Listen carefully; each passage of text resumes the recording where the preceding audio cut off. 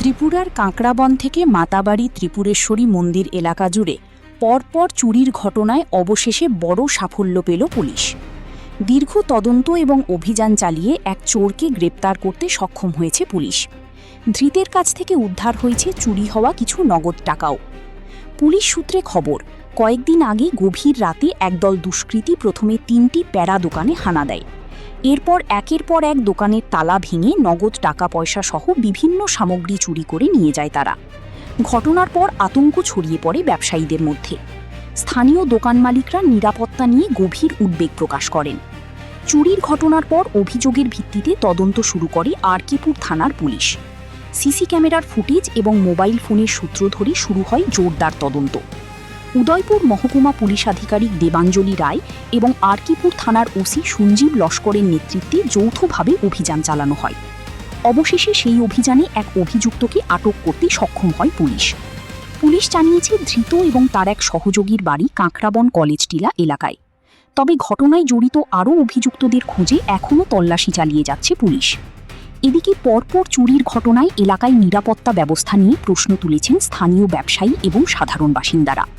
এখন দেখার বিষয়, পুলিশ বাকি অভিযুক্তদের কবে গ্রেপ্তার করতে পারে এবং এলাকাবাসীর নিরাপত্তা কতটা নিশ্চিত হয়। 5/5/2026 আমাদের কাছে একটা ইনফরমেশন এসে পৌঁছায় যে সেদিন রাত্রে প্রায় 3:30টার সময় মাতাবাড়িতে 3টে পেরা দোকানে কিছু ক্যাশ বাক্স ভেঙে চুরি হয়েছিল।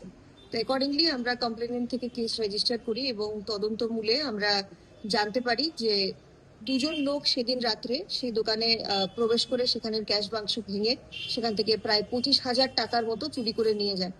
অ্যাকর্ডিংলি আমরা মাতাবাড়িতেই একজন ওয়ার্কার যার আইডেন্টিফিকেশনের থ্রুতে আমরা তার পরবর্তীকালে সিসিটিভি এটসেট্রা এগুলো সার্চ করে আমরা তাদেরকে কাঁকড়াবন থেকে অ্যারেস্ট করতে সক্ষম হই এবং তাদের বাড়ি ঘর সার্চ করার পর আউট অফ 25,000 আমরা 13,000 ক্যাশ রিকভার করতে সক্ষম হয়েছে।